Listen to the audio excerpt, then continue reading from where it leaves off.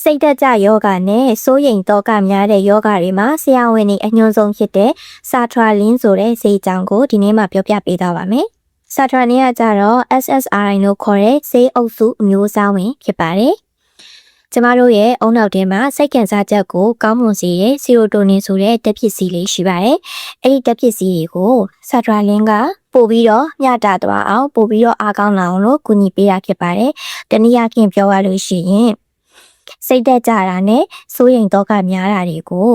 လျှော့ချဖို့အတွက်အုံနောက်ကိုပြုပြင်ပေးလိုက်တာဖြစ်ပါတယ်။သူ့ရဲ့ကောင်းကျိုးတွေကကြတော့စိတ်သက်ကြတာမျောလင်းချက်မဲ့သလိုဖြစ်တာတွေကိုတတ်တာစေပါတယ်။ပြီးတော့မလိုအပ်ပဲနဲ့အလွန်အမင်းစိုးရိမ်တော့ကများတာတွေကိုလည်းလျှော့ချပေးပါတယ်။အိပ်ပျော်ရခက်ခဲတာအစားအသောက်ပြတ်တာတွေကိုအမှန်ဖြစ်အောင်လို့ညီပေးပြီးတော့နေ့စဉ်လူမှုဘဝကိုတက်ကြွလာစေပါတယ်။ခြေတိုင်းမှာတော့ဘေးထွက်ဆိုးကျိုးရှိတတ်ပါတယ်။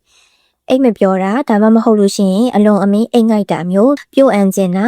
ခေါင်းကိုက်တာမျိုးလည်းဖြစ်တတ်ပါတယ်။နောက်ပြီးတော့အစားစားခြင်းစိတ်ပြောင်းလဲတာမျိုးတွေကိုလည်းခံစားရနိုင်ပါတယ်။ဒါပေမဲ့ဒီလက္ခဏာတွေကတော့ရက်ပိုင်းတွင်းမှာအလိုလိုတက်တာသွားလေးရှိပါတယ်။အရေးကြီးဆုံးကတော့ဆေးတောက်ပြီးလို့မိမိမှာဖြစ်နေတဲ့လက္ခဏာတွေမတက်တာလို့ရှိရင်စိုးရိမ်စရာတော့မရှိပါဘူး။ဘာဖြစ်လို့လဲဆိုတော့ဒီဆေးကအာနိသင်အပြည့်အဝရဖို့အတွက်၄ဘက်ကနေ6ဘက်အထိကိုအချိန်ယူရလို့ပါ။အချုံအနေနဲ့ပြောရလို့ရှိရင်မိမိကျန်းမာရေးအတွက်အထူးကုဆရာဝန်အနေနဲ့တိုင်ပင်မှုအကြံပြုလိုပါတယ်